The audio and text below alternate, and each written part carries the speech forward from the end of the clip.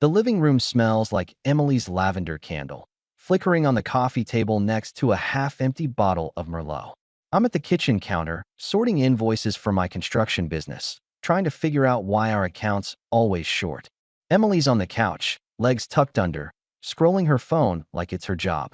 We're due at Mike's barbecue in an hour. His birthday, a big deal. I'm ready.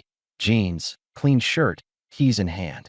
She's still in yoga pants, not even pretending to move. You planning to get ready anytime soon? I ask, setting the papers down. She doesn't look up. God, Tom, chill. It's just Mike and Sarah's thing. Not like we're meeting the president. That stings.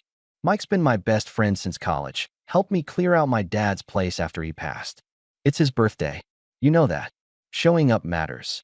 She snorts, eyes on her screen. You're so intense. I'll be ready in 10, okay. 20 minutes later, she's still scrolling. I stand, grab my jacket. I'm heading out. You coming or not? Her head snaps up, eyebrows raised. Seriously? You're leaving without me? Wow, way to make me feel like baggage. I pause at the door, hand on the knob. You've had an hour, Em. I'm not begging you to show up for my friend. Her eyes narrow, that sharp glint I've been noticing more. Fine, go be the perfect friend. Don't expect me to chase you. I walk out, the door clicking shut. In the truck, I grip the wheel, the leather creaking. It's not just her being late. It's the way she twists it, like I'm the one who's supposed to wait for her cue. If I'd known how this night would spiral, I'd have started cutting ties right then. Hell, maybe I'd have saved myself a year of her games. I'm halfway to Mike's when my phone buzzes. Emily's name on the screen. I hit speaker, keep my eyes on the road. You really left without me? She says, her voice dripping with that fake hurt she's perfected. Told you I was going. I say, merging onto the highway. You could have waited 5 minutes. You had an hour. She laughs, sharp. God, Tom, you're so dramatic. It's just a barbecue. And it's Mike's birthday. You knew that. Oh, please. You're acting like I'm blowing off the Super Bowl. You're blowing off my friend. Same difference. She sighs, long and exaggerated. You're making this a thing. I'm getting ready now, okay? Don't rush on my account. I say, my voice flat. You know where it is. You're seriously not coming back to pick me up? Nope. Wow, Tom. Real classy. Leaving your wife stranded. You're not stranded. You've got a car.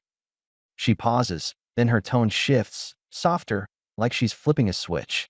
I just thought we'd go together. You know, as a couple. We're not a couple if you can't show up for the people who matter to me. Another pause. You're being such a jerk about this. And you're being a control freak. Pick your poison. Fine, she snaps. I'll get there when I get there. Don't strain yourself, I say, and hang up. No chasing, no second ask. I crank Springsteen and keep driving. Mike's backyard is alive, string lights swaying, burgers sizzling, a cooler packed with beers. Sarah's playing host, darting around with a tray of sliders, her smile tight but warm. Mike's at the grill, his laugh cutting through the chatter. I spot Dave, our old college buddy who's now a contractor with a motor mouth, and Karen, the neighbor who's always got a story about her golden retriever, Rusty. Good crowd, good vibe. Except Emily's not here. Mike hands me a beer. Where's Em? Running late. I say, popping the cap. Per usual. He grins, but his eyes are sharp. Keeping you on a leash, huh? Trying to, I mutter, taking a swig. Dave wanders over mid-rant. Lumber's up 30%, man. You feeling it? Yeah. I say, half listening, scanning the yard for Emily. An hour in, no sign of her. No text since the call. I'm not chasing. Then she strolls in, heels clicking on the patio, dressed like she's walking a runway. Tight dress, hair perfect. Heads turn. She's got that knack. Owning a room without trying. She spots me, gives a little wave, then heads for Sarah, laughing like she's been here all night. I don't move. Mike nudges me. You good? Peachy, I say, jaw tight. Just watching the show. Emily's holding court now, wine glass in hand, telling some story about her Chicago work trip. She hasn't glanced my way. Karen sidles up, Rusty trailing, his leash dragging. She's in rare form tonight, huh? Never seen her miss a chance to work a crowd. Yeah, I mutter. Always on stage. Karen tilts her head, voice low. You okay with that? She's been pulling this a lot. Rusty and I see her strutting around, but you're the one holding it together. I shrug, not ready to spill. I'm here for Mike, not her. Dave asks Emily about our weekend plans. Just small talk. She laughs, sharp and deliberate. Oh, Tom's probably dragging me to the hardware store again. You know, his idea of a hot date. The group chuckles. My neck burns. It's not the words, it's the tone, like I'm some boring schlub she's stuck with. Sarah, nearby with a tray of drinks, pauses, her smile fading. I set my beer down, walk over, calm as you please. Actually, I say, loud enough for everyone to hear. I was thinking we'd skip the hardware store. I've got better things to do than play errand boy. Emily's smile freezes. Sarah sets her tray down, stepping closer. Everything okay over here? She asks, her voice careful but firm. Just clearing things up, I say, not breaking eye contact with Emily. Emily recovers fast, tilting her head. Oh, come on, Tom, it's a joke. Don't be so sensitive. I step closer, voice steady. Funny, I'm not laughing. Dave, oblivious, laughs. You two are always sparring. Keeps things spicy, right? Sarah shoots him a look. Not the time, Dave. Karen speaks up, her tone dry. Jokes are supposed to be funny, Em. That one felt like a jab. Emily's eyes flash, but she keeps her smile. Wow, everyone's a critic tonight. Can't a girl have some fun? Sarah crosses her arms. Fun's fine, but maybe check who you're throwing under the bus. I don't wait for Emily's next move. I grab another beer and head to the grill with Mike. He hands me a spatula. Flip these, will ya? I focus on the burgers, the sizzle grounding me. Sarah joins us, her voice low. She's been like that all month, Tom. I didn't want to say anything, but you don't deserve it. Thanks, I say, flipping a patty. I'm handling it. Emily doesn't follow. Good. I'm done letting her set the tone. If I'd known how far she'd push it, I'd have started packing that night. But I didn't. I still thought we could salvage something. 10 years, a house, a life. Stupid, maybe, but I wasn't ready to torch it all over a few cheap shots. So I tried. Planned dinners, suggested a weekend in Napa she'd always wanted. She'd nod, smile, then flip it so I was chasing her approval. Every time I thought we were good, she'd pull something new, ignoring plans, twisting my words, making me question my own head. A month later, we're at the kitchen table, bills spread out like a crime scene. I'm trying to figure out why our credit card's maxed out again. Emily's on her laptop, answering emails, acting like I'm interrupting her Oscar-worthy performance as corporate queen. Em, you see this? I hold up the statement. $2,000 on clothes and restaurants. We didn't talk about this. She doesn't look up. Seriously, Tom? You're going to nickel and dime me now? I needed stuff for work. You want me to show up in rags? Work, huh? That's what we're calling $300 dinners with your team. She sighs, dramatic, like I'm a kid throwing a fit. It's networking, Tom. You wouldn't get it. You're not out there hustling like I am. There's that jab, like my construction business is a hobby because I don't wear a suit. Networking's fine, but we're a team. You don't get to spend our money and call it my problem. Her eyes flick up, sharp. Our money? Last I checked, I'm pulling my weight. Maybe if you closed more deals, we wouldn't be having this conversation. You're pulling your weight? Then why's our account bleeding? She leans back, crossing her arms. Don't put this on me. You're the one who's always investing in new tools. Tools that keep my business running. Not $500 handbags. Oh, please, she snaps. You're acting like I'm bankrupting us. You're not. But you're sure as hell trying.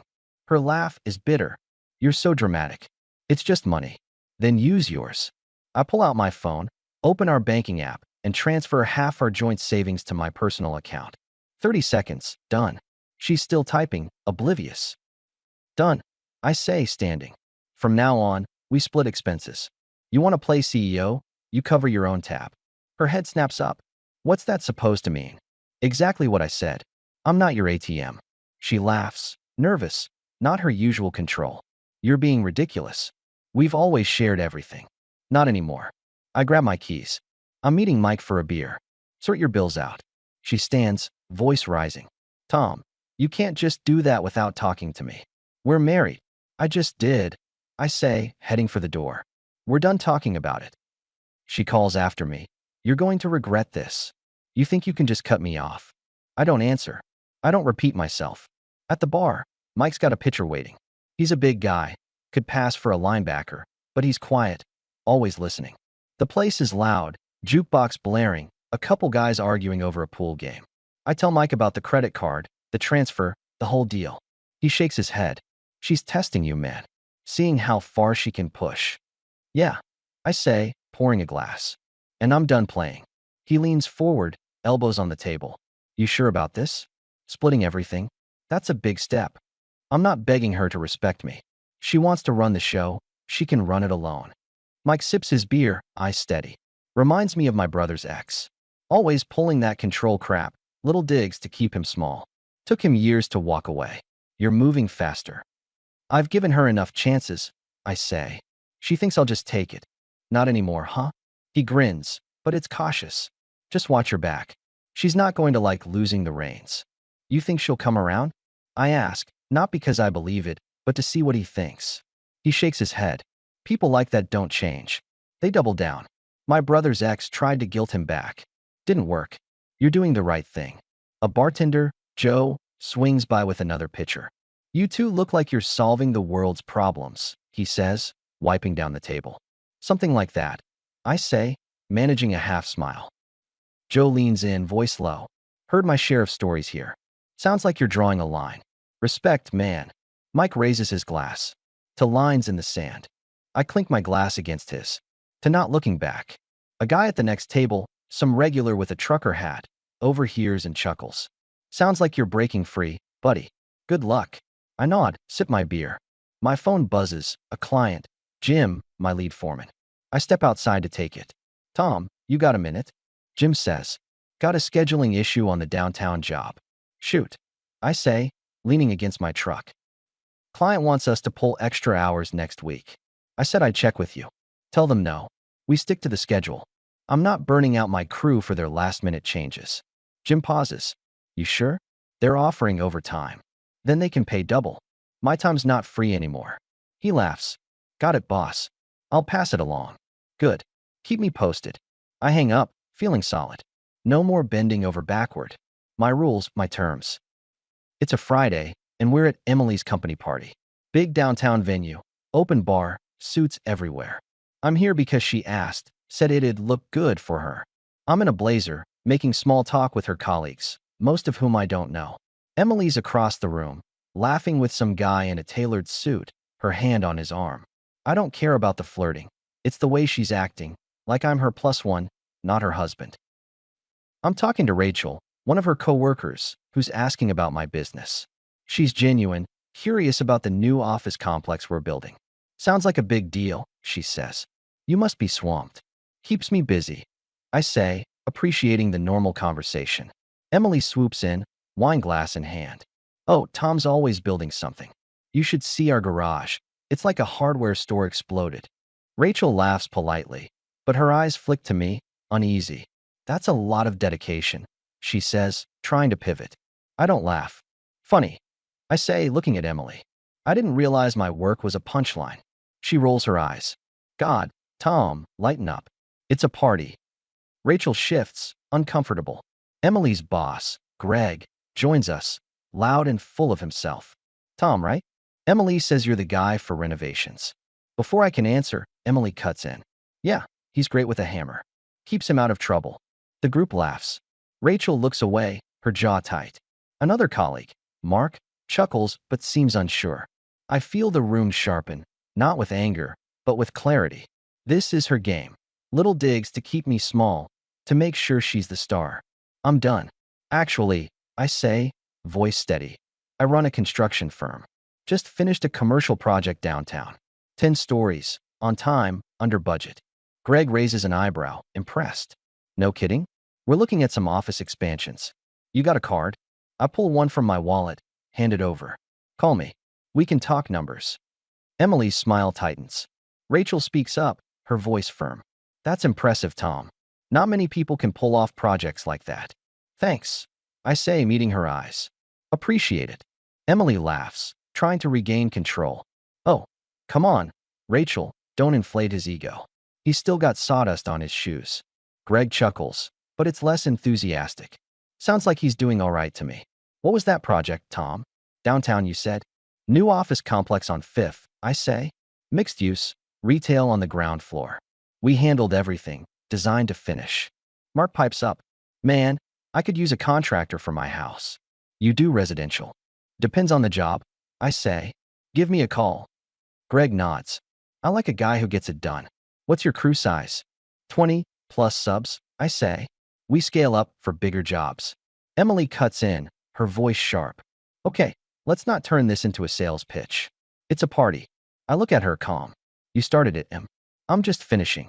Rachel smirks, barely hiding it. Sounds like Tom's got it handled. Mark nods.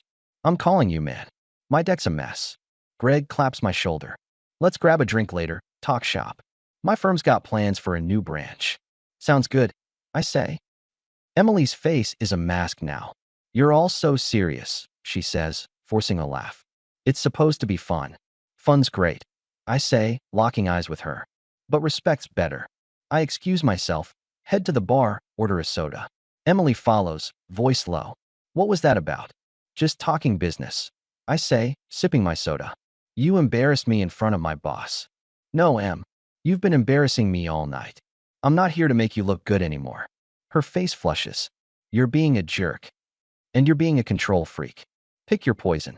I walk away, weaving through the crowd. Rachel catches my eye, gives a small nod. I nod back. Behind me, Emily laughs, too loud, trying to pull the group back in. He's just tired, she says. You know how it is. Greg's voice carries. Seemed pretty sharp to me. Mark adds, guy knows his stuff. I'm calling him. I keep walking. I'm not sticking around for her encore. It's a month later, and we're at Karen's place, our neighbor with the golden retriever. Emily insisted we go, said it'd be awkward if we didn't. I'm only here because I'm not ready to cut every tie yet. But I'm not playing her game. We're still in the same house, but I've moved to the guest room. Separate accounts, separate schedules. She hates it. Keeps trying to pull me back into her orbit. No apologies, just more of her you'll get over it attitude. Karen's house is packed. Neighbors, friends, a few strangers. Emily's in her element, flitting around with a wine glass, laughing too loud. I'm talking to Dave and his wife, Lisa, about a remodel they're planning. Normal stuff, no tension. Then Emily calls me over, her voice all honey. Tom, come meet Brian. I walk over, nod. Brian's a finance guy, polo shirt, firm handshake. Emily was telling me about your business, he says. Sounds like you're killing it. Before I can respond, Emily laughs, sharp and cutting. Oh, Tom's always busy. You know, fixing leaky faucets, saving the world one hammer at a time. Brian chuckles, unsure. Lisa frowns, her eyes narrowing. Steve, Karen's husband, is nearby, pouring drinks, his eyebrow raised. I don't flinch. Actually, I say, voice calm. We just landed a contract for a new office complex. Keeps me busy enough I don't need to play sidekick. Emily's smile falters. Brian nods. That's awesome, man. You hiring? Maybe, I say. The crowd's getting thicker, and Emily's edging toward the patio door, probably to work another group. I extend my hand to guide her through, a habit from years of navigating crowds together. She pulls back, sharp and deliberate, her voice carrying. Don't start, Tom. It's not like anyone here thinks we're together. The room quiets. Steve stops pouring, his eyes on Emily. Lisa's mouth tightens. That's a cheap shot, Em. He's your husband. Brian shifts, trying to diffuse. Hey, let's not get heavy. Just having fun, right? Karen, across the room, steps closer, her tone dry. Fun's supposed to lift people up, not cut them down. Emily's smile is a mask now. Wow, everyone's so serious tonight. It's just a joke. I set my drink down, step closer to her, voice low but clear. From this moment on, they definitely won't. I walk out, not fast, not angry. Just done. Karen follows me to the porch, Rusty trailing behind. You okay, Tom? Yeah. I say, hands in my pockets. Just drawing a line. She leans against the railing, her voice firm. I've seen her do this for years. Little jabs, always making you the bad guy. You're better than that. I nod, staring at the streetlights. Appreciate it. I'm handling it.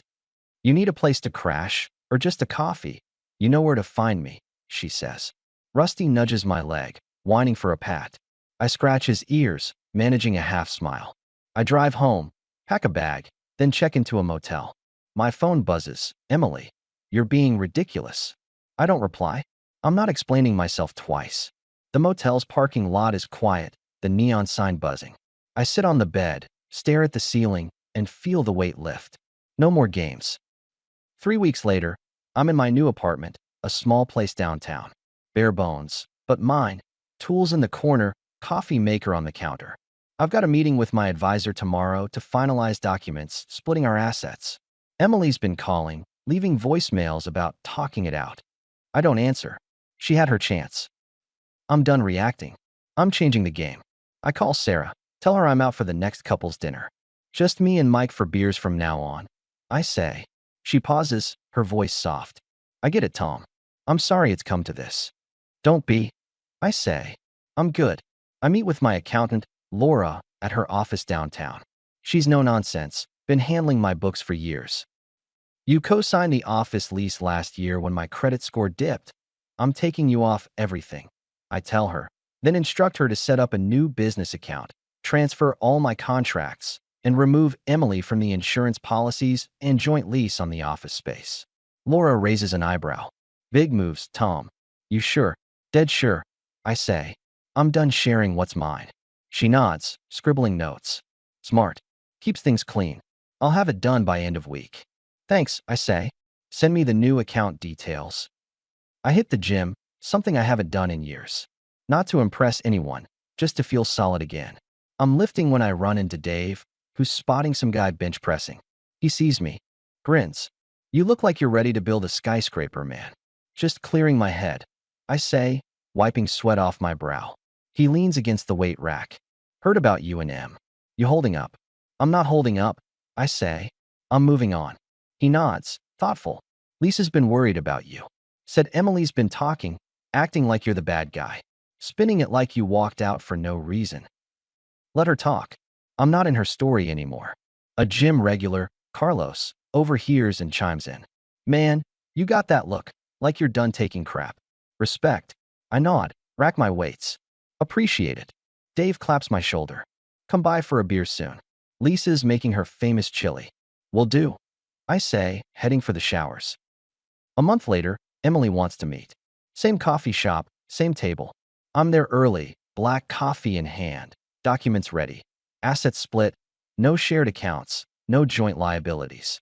She walks in, less polished, hair up, no makeup, jeans instead of her usual power suit. She sits, doesn't order anything. You didn't have to do this, she says, voice low. We could have worked it out. Worked what out? You running the show while I play backup? She flinches. That's not fair. I was stressed, okay? Work's been crazy. Stop. I cut her off, calm but firm. You don't get to rewrite this. You made your choices, every jab, every time you put me down. Her eyes well up. Tom, I didn't mean to hurt you. I was just trying to keep things light. Light? You turn me into a punchline. That's control. She tries another angle, softer. We've got 10 years, Tom. A house, a life. You're just going to walk away. I'm walking towards something better. You had your shot. Her tone sharpens. You're going to regret this. You think you'll find someone who puts up with your stubbornness? I'm not looking for someone to put up with me. I'm done with games. She leans forward, voice urgent. Tom, please. We can go to counseling, start over. I'll do better. You don't get it. I don't want better. I want respect. You don't have that to give. She tries anger next. You're throwing away everything we built. No, you did that. Her voice drops, almost pleading. Tom, we can fix this. Just give me a chance. A barista, a young woman with a nose ring, clears a nearby table, her eyes flicking to us. Emily notices, her face tightening. You're making a scene. No. I say, loud enough for the barista to hear. I'm ending one. I slide the documents across. Sign these. We're done sharing. She stares at them, hands still. You're serious. As a heart attack. She tries one last time. Tom, please. We can work this out. You've got 2 weeks to sign, or my advisor handles it. Don't call me. I stand, leave cash for the coffee, and walk out. The barista gives me a small nod as I pass. The street's alive with people who don't know my story. And that's fine. I'm not here to be anyone's hero or villain. I'm done playing her game. 8 months later, I'm in a condo I bought, nothing fancy, but it's got a view of the city skyline. My business is booming. 2 new contracts, 3 new hires. Mike and Sarah have me over for poker nights. Karen brings Rusty by with a bottle of wine. Dave's still yapping about lumber, but he's good for a laugh. Emily's out there, doing her thing. Word is she's dating some guy from her firm. Good for her. I don't wish her ill. I just don't care. My life's mine now. I set the rules, and nobody gets to rewrite them. If I want to spend a Saturday at the hardware store, I do. If I want to drive to the coast, I go. No arguments, no games. Last week, I ran into Rachel at a hardware store. She asked how I was doing. I told her I'm not just doing, I'm living. She smiled, said, "You look free, Tom." I nodded, grabbed my paint rollers, and walked out. Respect's not something you chase. You build it. And I'm done letting anyone tear it down.